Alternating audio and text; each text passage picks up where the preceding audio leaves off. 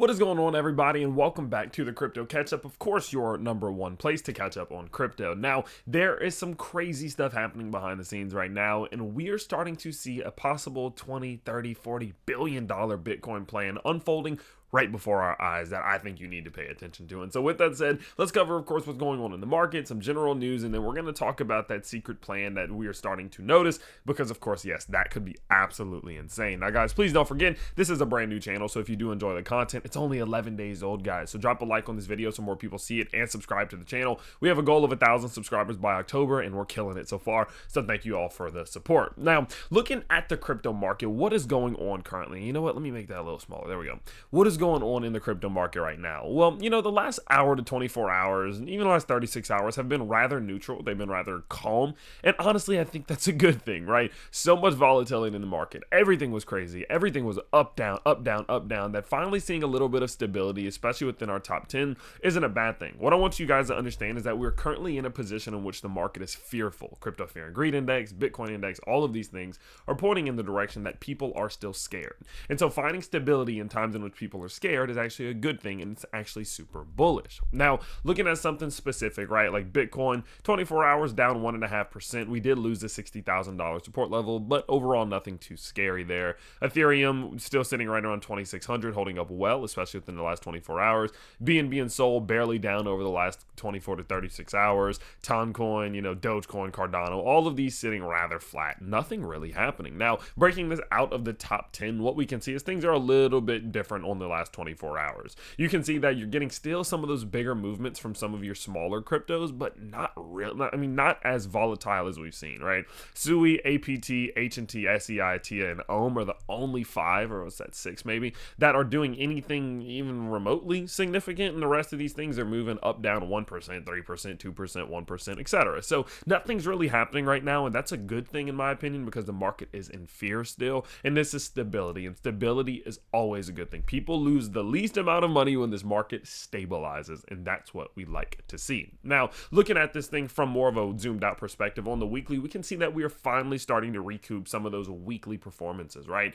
As you guys know, Saturday, Sunday of last week, absolutely terrible weeks that were driving our weekly performances down. But now that we have started to see the market progress from then, we've now seen a full week in which this market has been slowly picking up pace and recapturing some of those levels in which were lost. On the weekly charts right now, this looks absolutely beautiful, but what you have to remember is that the day before this, right, on last Sunday, or today's Monday, yes, so last Sunday, we saw a lot of red. And so in the last 8 days, none of these cryptos look this good, but in the last 7 days, they look this good. And so it just means that we're getting further distance away from that crash. And typically speaking, the further away from a crash you get, the more likely it is that that crash won't continue. So this definitely is a good thing, but again, I want you to be careful looking at this and thinking, oh, everything's up. No, we're still recovering. Now, you can see this a little bit more clearly from the monthly perspective, because although the last week has looked good, overall, in the grand scheme of things, we are still recovering. This market is not breaking out right now. This market is not, by any means, in price discovery. It's recovering, and recovery can get real crazy real fast, so don't get too far ahead of yourself. Now, looking at it from more of a fundamental perspective, what we can see is the Crypto Fear and Greed Index is still sat at 25 as we speak. Give it a little refreshy just to double check.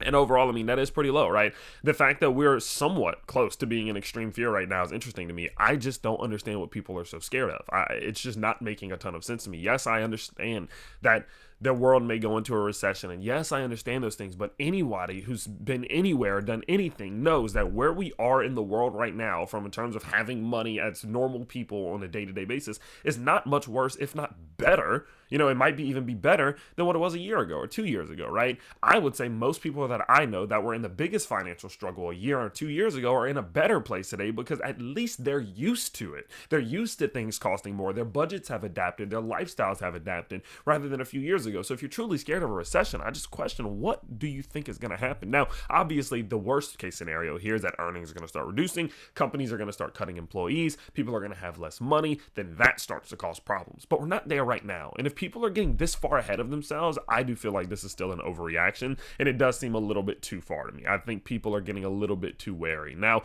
over the last year, of course, what we can see is that we've only spent 30 days across extreme fear and fear. And so from a grand scheme of things, although the price is still up a little bit right now, although Bitcoin is still around 60,000, it does still seem to me as if this is a good buying opportunity. It does still seem to me as if this is a moment in which people should still be buying. And now this isn't even just Bitcoin. I mean, it's obviously spreading across multiple altcoins as well. Now, we actually did just get, I'll get into the secret plan in a second. We actually did just get some news over from our friends at coinshares.com, which kind of go over just where the biggest institutional investors in the world are putting their money. And what we can actually see is that last week we saw $155 million worth of inflows from institutional investors into Ethereum while its price was dipping like crazy. You guys saw ETH got wrecked. I mean, ETH got absolutely wrecked. Let's go out to the monthlies. You can see it, guys. I mean, this thing was sitting right around $3,500, got absolutely smoked down to $2,200.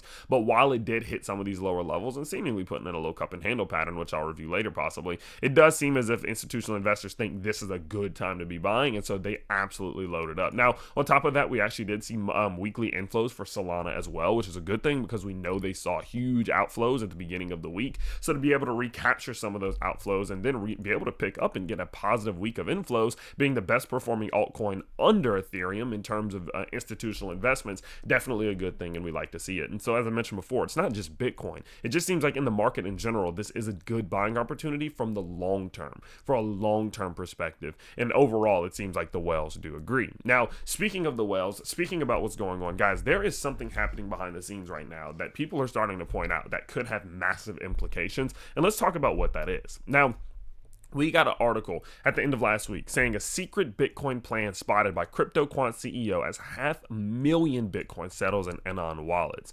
Ki Youngju, the founder and chief executive in the on-chain data aggregator, I said that real weird, aggregator, CryptoQuant, has made an epic statement on Bitcoin whales and their recent massive Bitcoin purchases. So let's go through this a little bit. Ki Youngju tweeted that he is pretty sure something is happening behind the scenes. What pushes him to this conclusion, according to the tweet, that a staggering Bitcoin amount has been transferred to permanent holder wallets during the last 30 days, close to 500,000 coins, 404,000 Bitcoin, which is an equivalent of $22 billion, and he says we'll know within a year. Now, in his opinion, within a year, some entities, whether they are TradFi institutions, companies, governments, or others, will announce that they've acquired Bitcoin in 2023 or Bitcoin in Q3 of 2024, and retail investors will regret not buying it because they were worried about the dip and the crash that we were seeing in the market. And so within a year, according to Juice Theories, these entities will announce that they acquired tons of Bitcoin in the third quarter of 2024. Now, who is this? Really hard to tell, and that's the good and the bad thing about blockchain. But if there are people with billions, or institutions, or lizard people, whatever you want to call this, with billions of dollars who've not really said anything, not really made anything public, or just slowly accumulating hundreds of thousands of Bitcoin, billions of dollars worth of Bitcoin, it is going to end up being something absolutely massive. And he's saying that this is happening consistently every single day, just buying a ton of Bitcoin, a ton of Bitcoin, a ton of Bitcoin. And by the time we even find out who this is or why they're doing it, it's going to be too late. That's how it always happens. And so because of that, in his opinion, he thinks also that this is now one of those times from a historical perspective to be getting into the world of crypto. And this is an absolutely insane thing that's happening right now, because this isn't our typical institutional investors that we're tracking right now. This is someone else. And who knows who that is? And that's why this secret Bitcoin plan is so absolutely shocking, because it's like, holy shit, who is this? And what implications will it have when we find out who it is? And so in my opinion, I'm not waiting to find out who it is. I'm taking this as a sign that I need to buy a little bit more Bitcoin because something's happening in the background. What is that? I don't know, but I don't care, because whatever it is, it should be bullish. And so because of that, I wanted to share that with you today. Go over what's happening in the market, let you know what's happening with the altcoins, who's investing where, and what this secret news is. So of course, guys, if you guys do find this content valuable, remember, this is a brand new channel. Again, as I mentioned before earlier in the video, we're only 11 days old, absolutely smashing it. So if you guys did enjoy, make sure you let me know by smashing the like button here and subscribing to the channel if you are new. But before you go, what I want you to do is leave me a question, or let me ask you a question for the comments down below. Who do you think this is, and why do you think that they're accumulating so much Bitcoin? And as we do get hopefully more news and thoughts about this, I will continue to share it with you and update you along the way. So of course, I can't wait to see you all tomorrow, or maybe even tonight in the live stream, of course, and I will see you all next time here on the Crypto Catch Up. Peace out, everybody.